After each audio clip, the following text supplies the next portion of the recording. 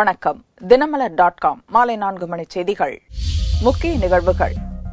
தமிழக அரசை மத்திய அரசு வஞ்சிப்பதாக முதல்வர் ஜெயலலிதா கடும் தாக்கு. சட்டசபையில் காங்கிரஸ், திமுக தனித்தனியே வெளிநடப்பு. இலங்கை பிரச்சினையில் தொடர்கிறது மாணவர்கள் போராட்டம். நெல்லையில் காங்கிரஸ் அலுவலகத்தை முற்றுகையிட்ட மாணவர்கள் கைது. இலங்கை சிறைப்பிடித்த 19 தமிழக மீனவர்கள் காவல் மேலும் நீடிப்பு. விடுவிக்க வலியுறுத்தி ராமேஸ்வரத்தில் 12வது நாளாக தொடரும் போராட்டம். விரிவான செய்திகள். தமிழகத்தை மத்திய அரசு தொடர்ந்து வஞ்சிப்பதாக சட்டசபையில் முதல்வர் ஜெயலலிதா கடுமையாக குற்றம் சாட்டினார். இதற்கு எதிர்ப்பு தெரிவித்து காங்கிரஸ் வெளிநடப்பு செய்தது. தமிழக சட்டசபையில் பட்ஜெட் மீதான விவாதத்துக்கு நிதியமைச்சர் பன்னீர்செல்வம் பதிலுரை அளித்தார். அப்போது தமிழகத்தை மத்திய அரசு புறக்கணிப்பதாக குற்றம் சாட்டினார். இதற்கு காங்கிரஸ் தரப்பில் எதிர்ப்பு தெரிவிக்கப்பட்டது. அப்போது குறுக்கிட்ட முதல்வர் ஜெயலலிதா தமிழகத்திற்கான மண்ணெண்ணெய் ஒதுக்கீடு 50% அளவுக்கு மத்திய அரசு குறைத்துவிட்டதாக புகார் தெரிவித்தார். இது தொடர்பாக ஆலோசனைக் கூட்டம் நடத்த உள்ளதாக கூறிய முதல்வர் ஜெயலலிதா தமிழகத்தை ஏமாற்றும் அளவுக்கு நம்பிக்கை இல்லாத கை என்றும் காங்கிரஸ் கட்சியை கடுமையாக சாடினார். முதல்வரின் பேச்சுக்கு காங்கிரஸ் எம்எல்ஏக்கள் கடும் எதிர்ப்பு தெரிவித்தனர். முதல்வரின் குற்றச்சாட்டுக்கு பதில் அளிக்க முயன்றனர். அதற்கு சபாநாயகர் தனபால் அனுமதி தரவில்லை. இதை கண்டித்து காங்கிரஸ் எம்எல்ஏக்கள் வெளிநடப்பு செய்தனர். கடந்த வருடம் 32,000 கோடி ரூபாய் லாஸ்ட் 5 இயர்ஸ் நம்ம ஒதுக்கி தந்தாங்க. அதே வருடம் 2012 கிட்டத்தட்ட 82,000 கோடி ரூபாய் இந்த 5 இயர் பிளான் ஒதுக்கி தருங்க. அது போன வருஷத்துக்கு இந்த வருஷத்துக்கு பார்த்தோம் கிட்டத்தட்ட 250% எக்ஸஸ் நம்ம சென்ட்ரல் கவர்மெண்ட் நம்ம தமிழ்நாடு ஒதுக்கி இருக்கு. மாண்புமிகு முதலமைச்சர் அவங்க பேசும்போது சொன்னாங்க மத்திய அரசாங்கம் மண்ணெண்ணையை 50% குறிச்சிருக்காங்க. ஆனா அதே மத்திய அரசாங்கம் இன்னைக்கு ஏழை மக்களுக்கு அந்த கேஸ் எக்ஸஸ் பண்ணதுக்கு சொல்லவில்லை. அது இன்னைக்கு ஒரு வீட்டில் நீங்க கேஸ் இருக்கிறேன்னா அது மத்திய அரசாங்கம் கொடுத்த கேஸ் தான். மத்திய அரசாங்கமோட கை என்னைக்கு மற்ற மாநிலங்களும் சரி இந்த நாட்டிலும் சரி இன்னைக்கு காப்பாற்றோட கை இந்த மத்திய அரசாங்கத்தோட கை. இது நாங்க பதிவு சொல்றதுக்கு வாய்ப்பு தரவில்லை. அது இன்னைக்கு காங்கிரஸ் கட்சி நாங்கள் வெளிநடப்பு செஞ்சிருக்கோம். முதல்வர் ஜெயலலிதா நம்பிக்கை இல்லாத கை என்று சாடியதால் காங்கிரஸ் கட்சி எம்எல்ஏக்கள் தங்களது கட்சியின் கை சின்னத்தை காண்பித்தவாறு சட்டசபை வளாகத்திலிருந்து வெளியேறினர். ஊழல் புகார் தொடர்பாக பேச அனுமதி தரவில்லை என்று கூறி சட்டசபையிலிருந்து திமுக எம்எல்ஏக்கள் வெளிநடப்பு செய்தனர். தமிழக சட்டசபையில் வியாழனன்று கேள்வி நேரத்திற்கு பின்னர் திமுக சட்டசபை தலைவர் ஸ்டாலின் பத்திரிகையில் வந்த செய்தியின் அடிப்படையில் போக்குவரத்து துறையில் நடந்த ஊழல் குற்றச்சாட்டு குறித்து பேச முயன்றார். அதற்கு முன் அனுமதி பெற வேண்டும் என்று கூறி சபாநாயகர் பேச அனுமதி மறுத்தார். இதற்கு எதிர்ப்பு தெரிவித்து திமுகவினர் வெளிநடப்பு செய்தனர். தமிழ்நாடு மாநில போக்குவரத்து கழகத்தில் ஜிபிஎஸ் மூலமாக பஸ் டிக்கெட் முறையில் கான்ட்ராக்ட் வழங்குவதில் சுமார் 200 கோடி ரூபாய் அளவிற்கு ஊழல் நடந்திருப்பதாக குறிப்பிடப்பட்டிருக்கிறது. ஒப்பந்த அறிவிப்பு வெளியிடப்பட்ட அதே தேதியில் ஒப்பந்ததாரர் முடிவு செய்யப்பட்டு அது வழங்கப்பட்டிருக்கிறது. ஆகவே இது ஒரு பெரிய தவறு.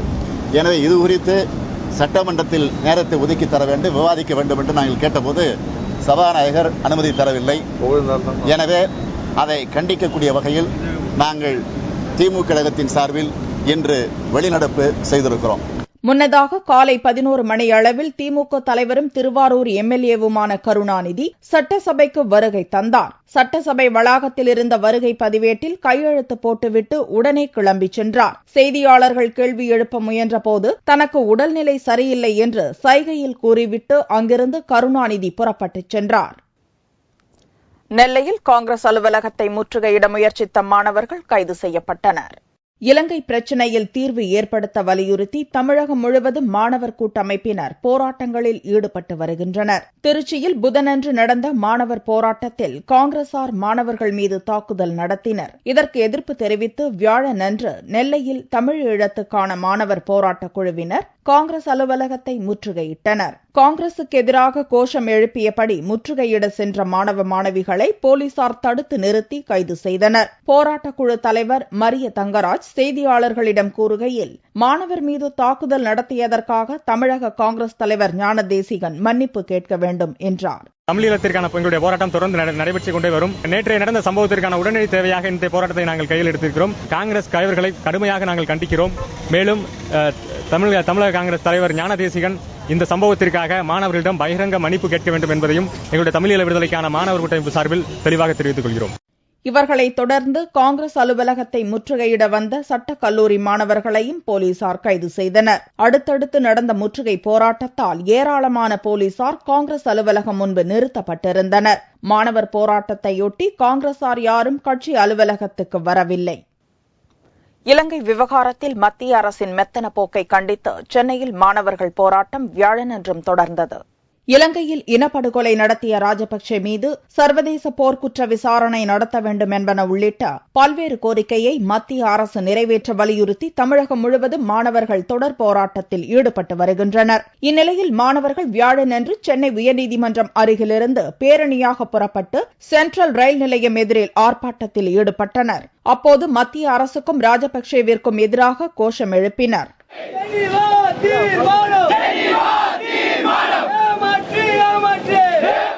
ஆர்ப்பாட்டத்தில் பங்கேற்ற மாணவர்கள் விரைவில் கல்லூரிகளை திறக்க வேண்டும் என்றும் கோரிக்கை விடுத்தனர்.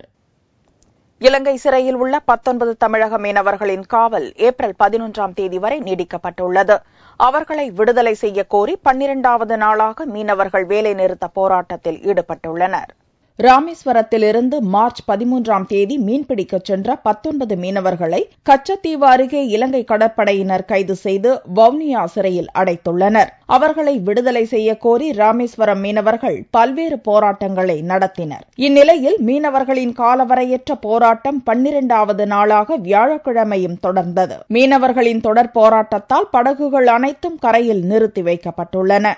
கடந்த 16ஆம் தேதி சிறைப்பிடிக்கப்பட்ட அந்த 19 மீனவர்களும் இன்றைய தினம் இலங்கை நீதிமன்றத்தில் அனுராதாபுரம் நீதிமன்றத்தில் ஆஜர்படுத்தப்பட இருக்கிறார்கள்.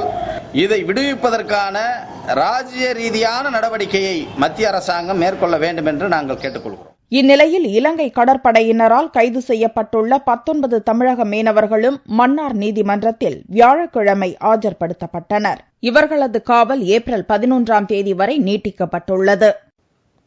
மும்பை குண்டுவெடிப்பு வழக்கில் மன்னிப்பு கேட்டு மனு செய்யப் போவதில்லை என்றும் குறித்த நேரத்தில் சரணடைய முடிவு செய்துள்ளதாகவும் கூறிய ஹிந்தி நடிகர் சஞ்சய் தத் பத்திரிகையாளர்கள் சந்திப்பின் போது சோகத்தை அடக்க முடியாமல் கண்ணீர் விட்டு அழுதார். 250க்கும் மேற்பட்டோரை பலி கொண்ட மும்பை குண்டுவெடிப்பு வழக்கில் உச்சநீதிமன்றம் வழங்கிய இறுதி தீர்ப்பில் சட்டவிரோதமாக AK-47 எந்திர துப்பாக்கியை வைத்திருந்த நடிகர் சஞ்சய் தத்துக்கு 5 ஆண்டு சிறை தண்டனை அறிவிக்கப்பட்டது. ஏற்கனவே 1.5 ஆண்டு காலம் சிறைவாசம் அனுபவித்துவிட்டு தற்போது ஜாமீனில் இருக்கும் சஞ்சய் தத் 4 வாரத்துக்குள் நீதிமன்றத்தில் சரணடைந்து எஞ்சிய 3.5 ஆண்டு கால சிறைவாசத்தை அனுபவிக்கவும் நீதிபதிகள் உத்தரவிட்டிருந்தனர். சஞ்சய் தத்துக்கு பொது மன்னிப்பு வழங்க வேண்டுமென ஜனாதிபதி மற்றும் மகாராஷ்டிர கவர்னரிடம் வலியுறுத்தப் போவதாக உச்சநீதிமன்ற முன்னாள் நீதிபதியும் இந்திய பத்திரிகை கவுன்சில் தலைவருமான மார்கண்டேய கட்சு, ஜெயா பச்சன் MP உள்ளிட்டோர் அறிவித்தனர். ஆனால் இது தவறான முன்னுதாரணத்தை ஏற்படுத்திவிடும் என்றும் எதிர்ப்பு குரல்கள் கிளம்பின. இந்நிலையில் மும்பையில் நிருபர்களுக்கு பேட்டியளித்த சஞ்சய் தத் தனக்கு மன்னிப்பு கோரி மகாராஷ்டிர கவர்னருக்கு மனு அளிக்கப் போவதில்லை என்று கூறினார். உச்சநீதிமன்றத்தின் உத்தரவுக்கு கட்டுப்பட்டு நீதிமன்றத்தில் குறித்த நேரத்தில் சரணடைய போவதாகவும் கூறிய சஞ்சய் தத் உணர்ச்சி வசப்பட்டு நிருபர்கள் முன்னிலையில் கதறி அழுதார். உச்சநீதிமன்றம் விடுத்துள்ள 4 வார கெடுவுக்குள் தான் நடித்து வரும் படங்களின் ஷூட்டிங்குகளை முடித்துக் கொடுக்கவும் குடும்பத்துடன் நேரத்தை செலவழிக்க திட்டமிட்டுள்ளதாகவும் சஞ்சய் தத் தழுதழுக்க கூறினார். Right now, I'm a shattered man. My family is shattered. All I want to say is that I'm a law-abiding citizen of my country. I respect the law. I have the highest respect for the Honorable Supreme Court, and I have the highest respect of what the decision is, and I will abide to all the terms and conditions the Honorable Supreme Court has put on me, and I will surrender when the time is given. All I can tell you all is that I have not applied for any pardon. There are many other people who deserve pardon. I just with folded hands want to tell the media, the honorable citizens of my country and the senior media people is that when I'm not going for a pardon, then there is no debate about it. மகாராஷ்டிராவின் பிரதான எதிர்க்கட்சிகளான பாரதிய ஜனதா, சிவசேனா ஆகியவை சஞ்சய் தத்துக்கு மன்னிப்பு வழங்குவதற்கு கடும் எதிர்ப்பு தெரிவித்தன. இதையடுத்தே மன்னிப்பு கேட்டு மனு அளிக்கப் போவதில்லை என்ற முடிவை சஞ்சய் தத் எடுத்துள்ளார். டெல்டா மாவட்ட தொழிலாளர் குடும்பத்திற்கு 10,000 ரூபாய் வறட்சி நிவாரணம் வழங்க கோரி விவசாய தொழிலாளர்கள் தஞ்சை கலெக்டர் அலுவலகத்தை முற்றுகையிட்டனர். காவிரி தண்ணீர் கிடைக்காததாலும் பருவமழை பொய்த்ததாலும் தஞ்சை உள்ளிட்ட டெல்டா மாவட்டங்களில் சம்பா சாகுபடி முற்றிலும் பாதிப்படைந்தது. இந்நிலையில் தமிழக அரசு 50% மேல் பாதிக்கப்பட்ட விவசாயிகளுக்கு 15,000 ரூபாய் நிவாரணம் வழங்குவதாக அறிவித்தது. இந்த நிவாரணத் தொகை இன்னும் வழங்கப்படாத நிலையில் தமிழக அரசு முழு கணக்கெடுப்பு நடத்தி அனைத்து விவசாயிகளுக்கும் ஏக்கருக்கு 25,000 நிவாரணமும் விவசாய தொழிலாளர்கள் குடும்பத்துக்கு 10,000 ரூபாய் நிவாரணமும் வழங்க வலியுறுத்தி அகில இந்திய விவசாய தொழிலாளர் சங்கத்தினர் தஞ்சை கலெக்டர் அலுவலகத்தை முற்றுகையிட்டு ஆர்ப்பாட்டம் நடத்தினர். காவிரி டெல்டா பகுதியில் ஏற்பட்டுள்ள வறட்சியின் விளைவாக விவசாய தொழிலாளர்களுக்கு வேலை இல்லை. எனவே விவசாய தொழிலாளர்களுக்கு வறட்சி நிவாரணமாக குடும்பத்திற்கு 10,000 வழங்க வேண்டும். விவசாய தொழிலாளர் 100க்கும் மேற்பட்டோர் கலெக்டர் அலுவலகம் அருகே ஆர்ப்பாட்டத்தில் ஈடுபட்டதால் அப்பகுதியில் பரபரப்பு ஏற்பட்டது. ஆம் ஆத்மி கட்சியின் ஒருங்கிணைப்பாளர் அரவிந்த் கெஜ்ரிவாலின் காலவரையற்ற உண்ணாவிரதம் 6வது நாளை எட்டியது. டெல்லி மாநில அரசு மின்சார மற்றும் குடிநீர் கட்டணங்களை பல மடங்கு உயர்த்தியதற்கு எதிராக அரவிந்த் கெஜ்ரிவால் டெல்லியில் கடந்த 23ஆம் தேதி காலவரையற்ற உண்ணாவிரதத்தை துவங்கினார். அவரது உண்ணாவிரத போராட்டம் வியாழனன்று 6வது நாளை எட்டியது. இதனால் அவரது உடல்நிலை மோசமாகி வருவதோடு உடல் எடையும் 65 கிலோவிலிருந்து 59 கிலோவாக குறைந்துவிட்டது. இது தொடர்பாக ஆம் ஆத்மி கட்சி வெளியிட்டுள்ள செய்திக்குறிப்பில் கெஜ்ரிவால் வலுவிழந்திருப்பதால் மக்கள் மத்தியில் அவர் உரையாற்ற மாட்டார் என்று தெரிவிக்கப்பட்டுள்ளது. இதுவரையில் 2,70,000 பேர் உண்ணாவிரத பந்தலுக்கு வந்து கையெழுத்திட்டுள்ளதாகவும் அதிகப்படியான மின்சார மற்றும் குடிநீர் கட்டணத்தை செலுத்த மாட்டோம் என்று கடிதம் மூலம் உறுதிமொழி அளித்துள்ளதாகவும் அந்த செய்திக்குறிப்பில் கூறப்பட்டுள்ளது. அந்த கடிதங்கள் விரைவில் டெல்லி முதல்வர் ஷீலா தீட்சித்திடம் ஒப்படைக்கப்படும் என்றும் அறிவிக்கப்பட்டுள்ளது.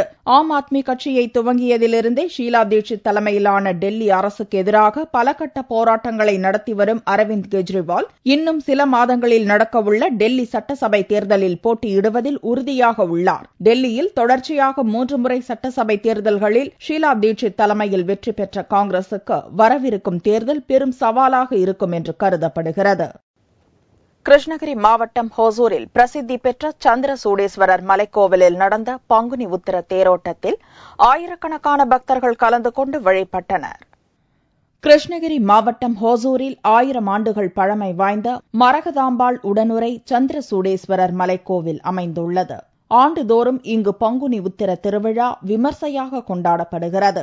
இவ்வாண்டு 70 அடி உயர அலங்கரிக்கப்பட்ட தேரில் மரகதாம்பிகை உடனுரை சந்திரசூடேஸ்வரர் உற்சவ மூர்த்திகளுக்கு சிறப்பாக அலங்காரம் செய்யப்பட்டிருந்தது. கிருஷ்ணகிரி மாவட்ட கலெக்டர் ராஜேஷ், ஹோசூர் நகராட்சி தலைவர் பாலகிருஷ்ண ரெட்டி உள்ளிட்டோர் தேரின் வடம் பிடித்து இழுத்து தேரோட்டத்தை துவக்கினர். உற்சவ மூர்த்திகளுடன் தேர் முக்கிய வீதிகள் வழியாக வலம் வந்தது. இந்த தேரோட்ட விழாவில் தமிழகம் மட்டுமின்றி ஆந்திரா, கர்நாடகா ஆகிய மாநிலங்களைச் சேர்ந்த 1000க்கும் மேற்பட்ட பக்தர்கள் கலந்து கொண்டு சுவாமியை வழிபட்டனர். தங்கத்தின் விலை வியாழக்கிழமை அன்று சவரனுக்கு 112 ரூபாய் அதிகரித்து 1 சவரன் தங்கம் 22,384 ரூபாய்க்கு விற்பனையானது. 1 கிராம் ஆபரண தங்கம் 2,798 ரூபாயாக இருந்தது. வெள்ளி 1 கிராமுக்கு 70 காசுகள் அதிகரித்து 57 ரூபாய் 90 காசுகளுக்கு விற்பனையானது. பார் வெள்ளியின் விலை 54,075 ரூபாயாக இருந்தது. ராமநாதபுரம் மாவட்டம் கமுதி முத்துமாரியம்மன் ஆலயத்தில் பங்குனி பொங்கல் திருவிழாவில் உடலில் சேறு பூசி பக்தர்கள் வினோத வழிபாடு நடத்தினர். ராமநாதபுரம் மாவட்டம் கமுதி முத்துமாரியம்மன் ஆலயத்தின் 150வது பங்குனி பொங்கல் திருவிழா கோலாகலமாக நடந்தது. விழாவிற்கு வந்த பக்தர்கள் ஊரணியிலிருந்து சேற்றை எடுத்து உடல் முழுவதும் பூசிக்கொண்டு நகரின் முக்கிய வீதிகளில் வலம் வந்து முத்துமாரியம்மனை வழிபட்டனர். இந்த வழிபாட்டு நிகழ்ச்சியை சேத்தாண்டி திருவிழா என்றும் பக்தர்கள் அழைக்கின்றனர். இந்த நிகழ்ச்சியில் ஆயிரக்கணக்கான பக்தர்கள் கலந்து கொண்டனர். 150 வருடங்களுக்கு மேல சிறப்பான வாய்ந்த கோயில். அனைத்து சமூகத்தினரும் வந்து இந்த கோயிலில் வந்து நேர்த்திக்கடன் செலுத்தி முக்கியமானது. இதுல சேத்தாண்டி பேசுகிறது சகதி பூசிக்கிட்டு வந்து உடல் முழுக்கும் உடல் உள்ள கிருமி வெயில்னால ஏற்பட இருக்க தட்டம்மை சின்னம்மை எல்லாமே இதுல நிவர்த்தி ஆகுது. இந்த கோயில் வர பக்தர்கள் நேர்த்திக்கடன் வேண்டி மனமுறை வேண்டி செஞ்சாங்கன்னா அது உடனே நிவர்த்தி ஆகுது. நாங்கள் இன்னைக்கு சேவத்தாண்டி வேஷம் போடுறோம். நான் தொடர்ச்சியாக ஒரு 10-15 வருஷமா போட்டுக்கிட்டு இருக்கேன். உடல்ல எந்த நோய் நொடி இல்லாமல் ஆரோக்கியமா இருக்கும். இதை தொடர்ந்து செய்வோம். ஆயுஸ் முழுக்க நாங்கள் இந்த இதை கடைபிடிச்சிக்கிட்டு இருப்போம். சேவத்தாண்டி வேஷத்தை அம்மன் அருள் என்னைக்கும் எங்களோட இருக்கும்னு நம்பிக்கைப்படுறோம். திருவிழாவிற்கு மதுரை, திருச்சி, தேனி, சென்னை, கோவை உள்ளிட்ட பல்வேறு மாவட்டங்களிலிருந்து ஏராளமான பக்தர்கள் கலந்து கொண்டு கரும்புள்ளி குத்தியும் தீ மிதித்தும் வழிபாடு நடத்தினர். மீண்டும் செய்திகள் இந்திய நேரப்படி இரவு 8 மணிக்கு. வணக்கம்.